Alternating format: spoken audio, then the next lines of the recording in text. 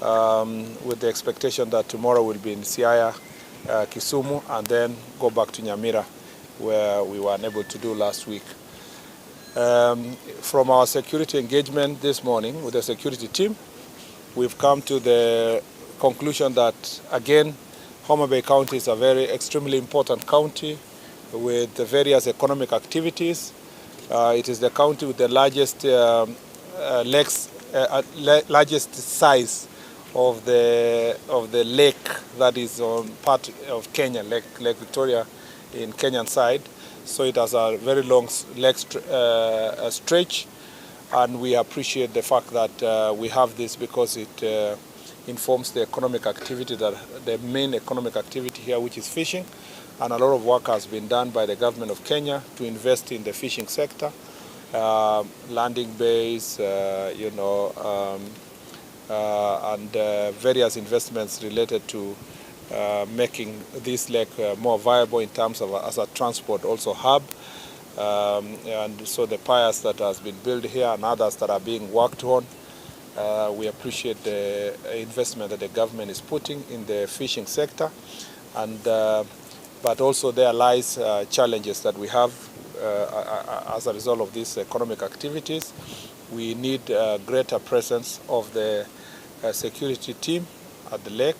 So of great concern for us is the strength that we have in the Coast Guard plus the Border Patrol Unit. There is an ongoing procurement process for modernization, and we have agreed that we need more boats to man the lake. We appreciate also His Excellency's engagement with President Museveni on the joint management of the Lake Victoria. And from an East African perspective, that will resolve many other issues in terms of competition, the fighting over borders, and the issue of harassment of fisher folks. And that is an issue that we continue to follow. There has been a great improvement with the establishment of Coast Guard, but there is need to be greater presence. It's not enough to have Border Patrol Unit in Homa Bay. We also want to have a presence in Sena and other parts of the lake. This is a discussion that, we've already had in Busia. I'm sure it will come up tomorrow in Siaya and Kisumu later. The second issue is that because of also the porous border that we have, or porous border, properly unmanned, we have a lot of contraband that come to this county. And the challenge we have here is that some of the goods that are brought here are actually substandard unadulterated alcohol. We have also drugs, especially marijuana, and it is also an issue of great concern. We have agreed on a continuation of a joint operation. We have a very good working multi-agency team here that is dealing with the drug trafficking and proliferation of illicit alcohol. And we have agreed that this should be enhanced with a greater engagement with the community. The third issue that is of concern for us in Homa Bay is the issue of criminal gangs and goons. It's been of great concern in this county. I am very happy with the progress that has been made by the security team, a lot of which has reduced the number of cases related to criminal gangs. I'm happy with the cooperation of the members of public, young people who have been engaged and they have accepted to cooperate with the security team. We've said that there should be greater regulation of our border sector, and we are encouraging self-regulation. We want to see that the County Transport Committee is working, but we also want to see that the border sectors are organized around circles that can be accountable, and we want them to make sure that the leadership of borders in this county and across the country are being incorporated in sub-county security meetings for purpose of enhancing collaboration. And to deal with this goons issue also, we are happy to note that there is a great understanding among leadership in this area that it is important to have a peaceful environment for campaigning and political competition that is issue-based and that can respect the rights of all the other citizens. We have we are glad that the security team, where they have found gang members who are carrying machetes and clubs and other crude weapons, that they have been dealt with decisively, and the courts have, the DPP has taken the step to charge them in a court of law. Some have been convicted, some their cases are ongoing. We shall continue doing so. Law enforcement is extremely important in deterring those who would be interested in entering into this field. I'm happy also because of there are farming activities here, and there are many other economic activities, markets, and the government has invested heavily in this county in terms of roads, in terms of markets, in terms of revitalization of lake-related projects. And we need to just continue working together. There is a good, close working relationship between county and national government, and between the elected leaders and the national administration.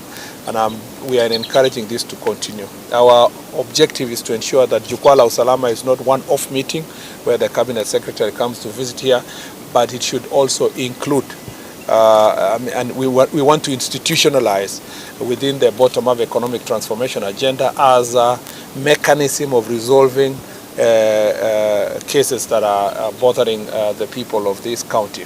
The last county and every part of the country, and therefore Jukwaa la Usalama will be devolved or decentralized to the local level and will become part and parcel of our strategies of managing security issues across the country. The last thing I'd like to say is that like many other counties, like the rest of the counties in the western part of the country and Nyanza, defilement remains a very serious issue. Even all the way to Bomet, defilement is a big issue.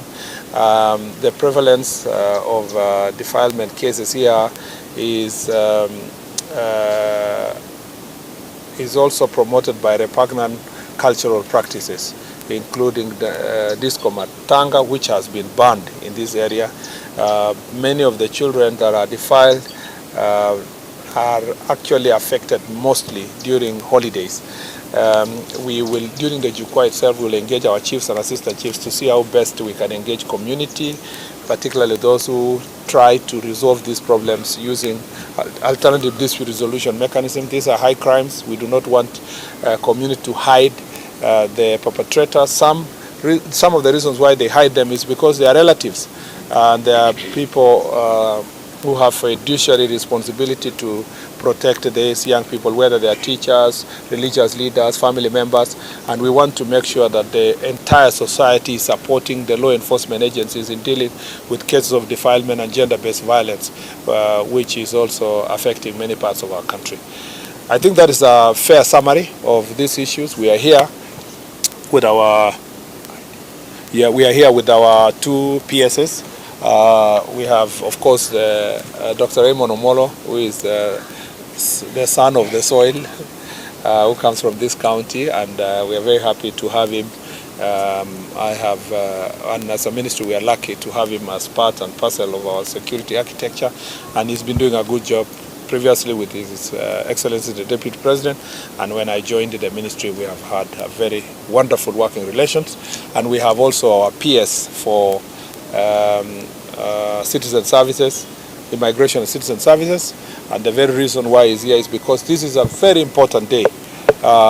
It is Global Identification Day. Is it called Identification Day? Yes, Identification Day. Yeah, and this is celebrated globally. And after this, we are going to 1 hour before we start our Jukwaa process to celebrate this National ID Day. There are so many people. It's estimated that over 1 million people in Kenya of adult age, and I'm not talking about those who have just turned 18, 19, 20. I'm saying people who are 30, 40, who have not taken ID. It's estimated that over 1 million people are just living within Kenya without ID. Therefore, they cannot be employed, they can't get share, they cannot vote. There are so many rights they don't exercise, and the benefits they don't get from their own country because they don't have national ID. And it's important that we emphasize this fact and ask many Kenyans to work together to make sure that everybody gets their is identified so that they can get right services. the discussion we are going to have with chiefs and assistant chiefs, who are actually the chiefs are the ones who play a critical role in recommending persons for identification, is that this exercise, they must walk around all their locations to identifying these people and helping them access these services, including those who are vulnerable, like persons with disabilities. Some of them are just being hidden by family members and they are not recognized and identified, and they could have as easily benefited from the support that government extends to persons with disabilities. So, and I think that is all. That is enough for now, because we have a lot of content that will come from the next two forums. And but of course, I am happy to take questions, like three questions. Yeah, introduce yourself and media house.